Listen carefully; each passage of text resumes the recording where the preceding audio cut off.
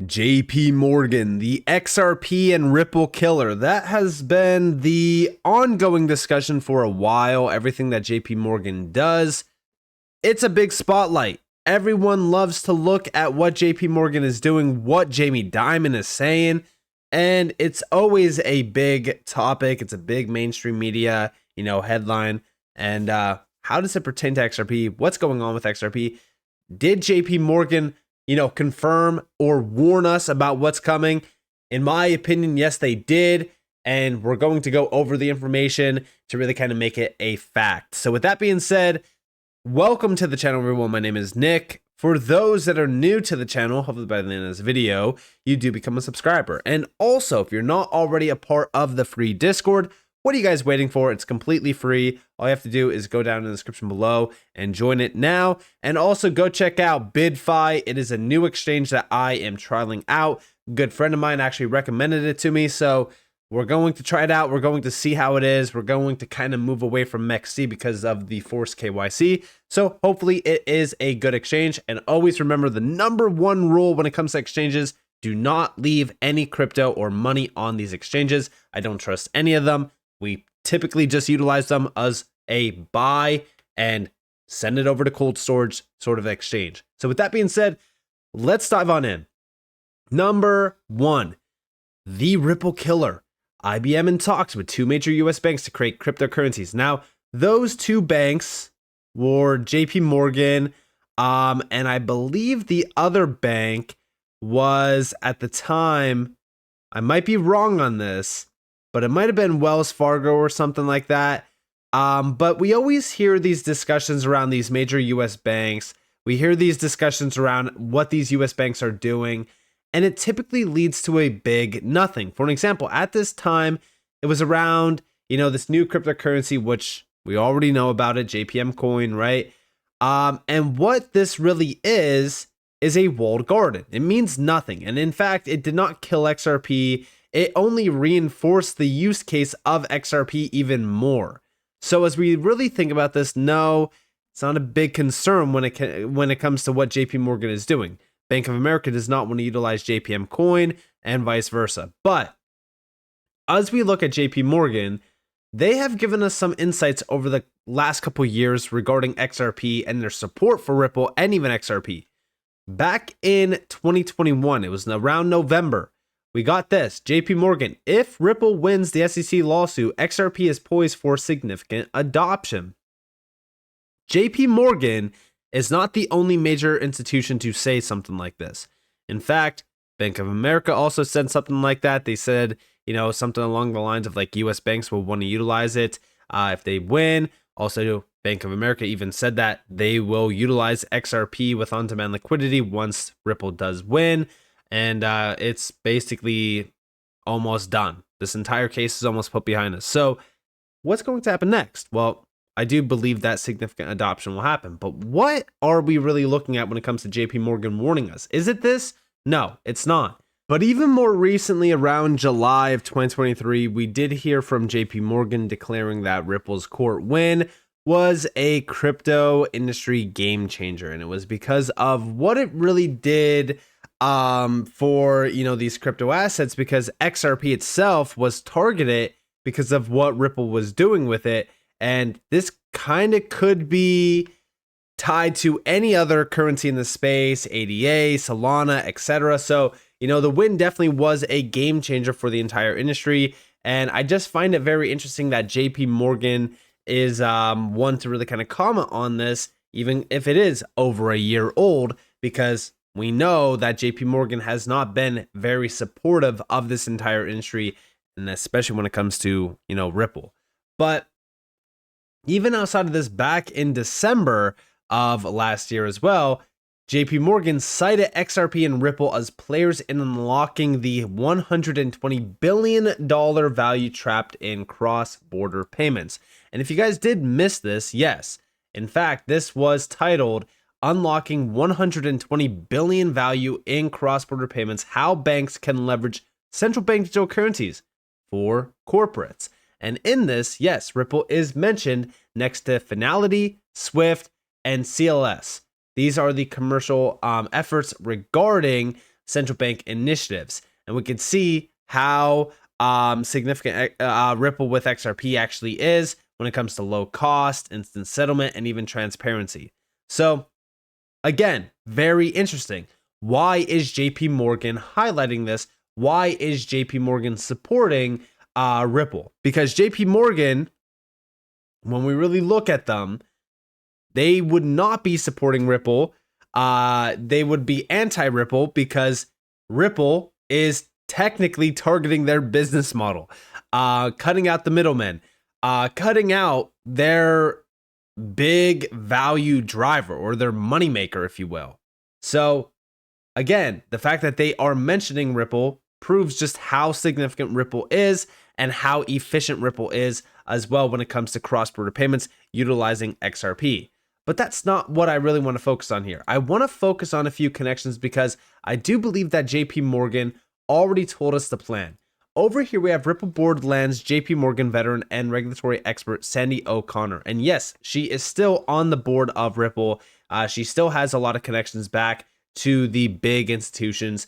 And it is something that I want to bring back up because even though it is from 2020, she still is on the board. She still is connected to the TradFi space in a large way. And it just shows you that, these big players are coming over to the board at Ripple for reasons, right? They want to be a part of this. They understand the value here. They know that Ripple is a very big player and they have become a giant in the recent years. But also over here, we have XRP is the real digital gold for banks. Big shout to Smoke Dog for this. We have don't take my word for it. Look at the documentation. Former Ripple CTO Stefan Thomas, banks will have gold that you can teleport into any vault in the world instantly by using XRP. In 2013, a marketing brochure for XRP advertised the token as like gold in your hands, as it was designed to be the most liquid token on the ledger.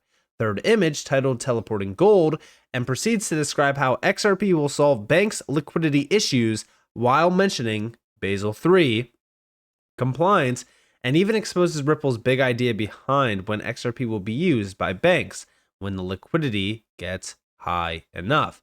And yes, that is the key, liquidity, because even if we go back to that JP Morgan report, if we actually look at this, high volatility of XRP leading to limited willingness from banks to or in using it to facilitate payments. Yes, this is because of XRP not being extremely liquid, still being extremely volatile. When you have XRP become extremely liquid and even, potentially at a higher value as well, it becomes less volatile, which means now you can utilize it in the banking sector in a large way. But here we have banks, he said, will have gold that you can teleport into any vault in the world instantly.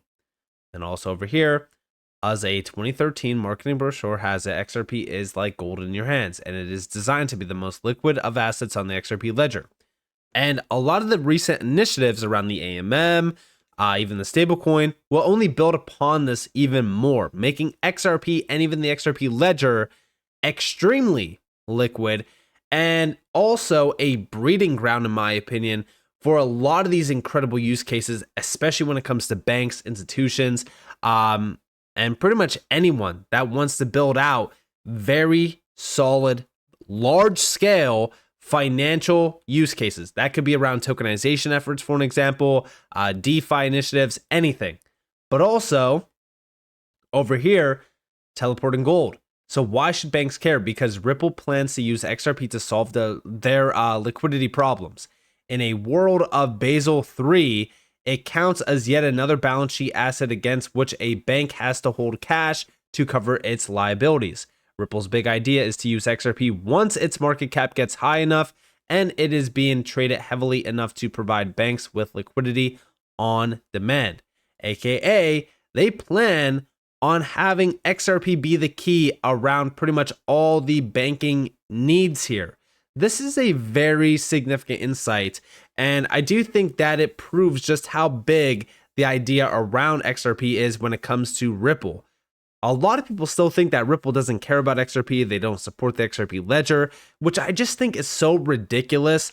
And in my opinion, if anyone is researching and they're really kind of reading the information that, is put out by Ripple and even Ripple XDev, it's very clear that now more than ever before, Ripple is in 100% support of XRP and the XRP ledger.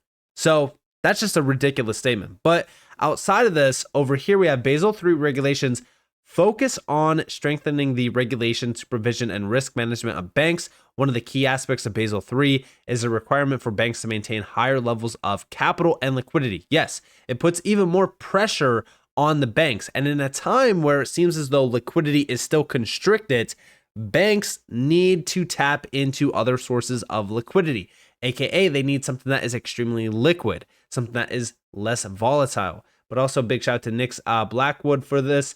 Outside of this, Smoke Dog does build on top of this, and we have, yes, Ripple and XRP as a universal bridge asset helps banks eliminate the cost associated with managing Basel III compliance.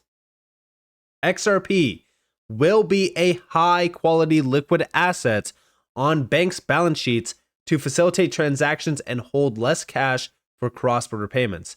And here we have that.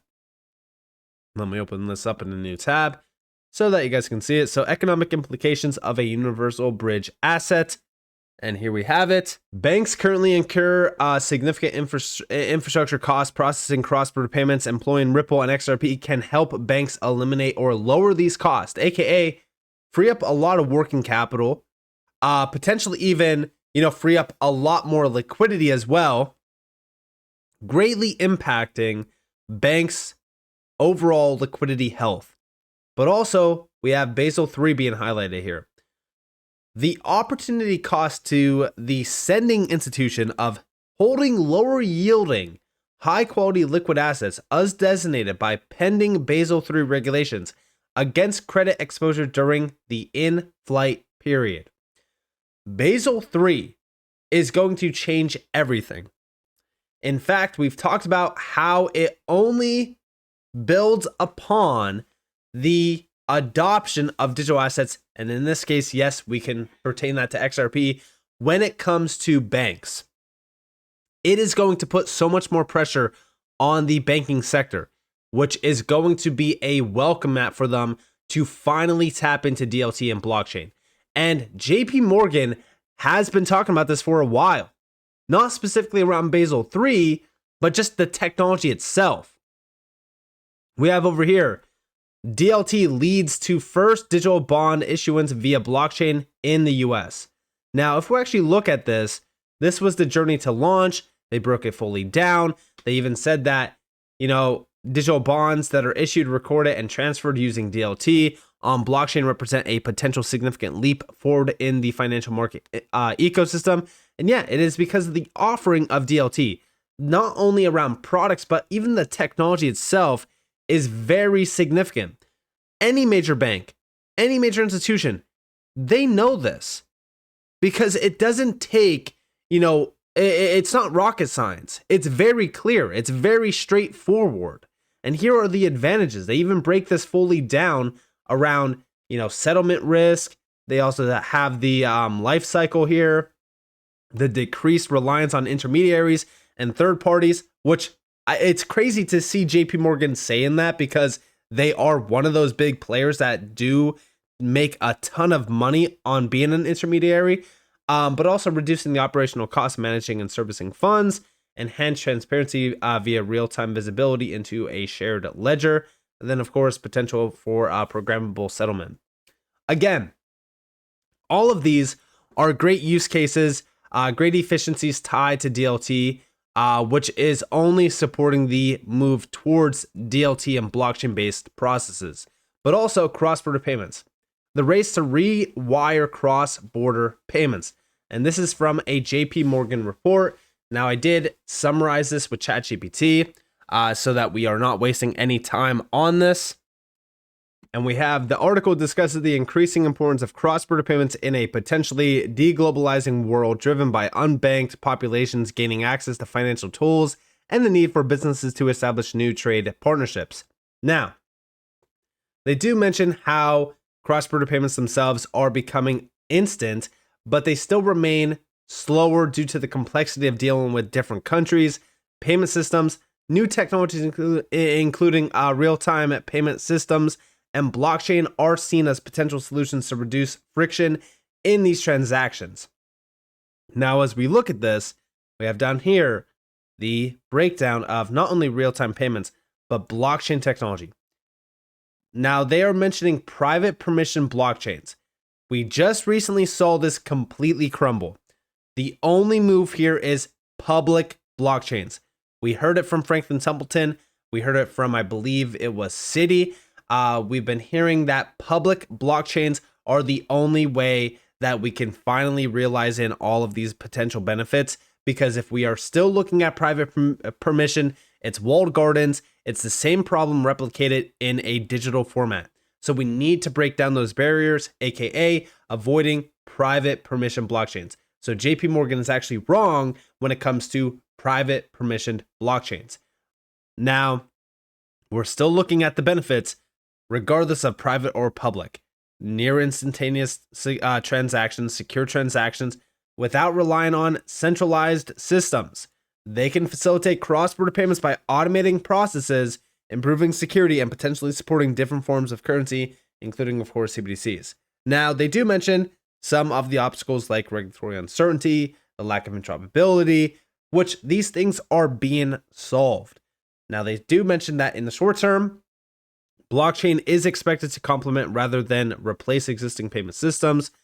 And of course, they do mention that the article itself emphasizes that customer service remains crucial as business demand transparency and ease of use in international payments, highlighting the need for technological solutions that prioritize user experience. Now, another thing that I want to take from all this is the focus on one thing: cross-border payments.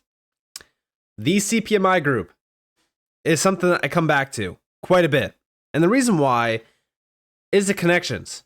This goes back to, this is July 2024. This is a full-on updated view. Ripple is still on here. A few banks also got added, by the way. A lot of big players got added. Down here, we have JP Morgan, EMEA, Payments and Commerce Solutions. These big players are already tied into it. They're already working together. They're already planning this new system. They're already planning on innovating the cross-border payments market through DLT and blockchain. And Ripple always has a chair at the table when it comes to all of these big, not only groups, organizations, but meetings, discussions happening around, innovations. It's very clear to me what's going on here.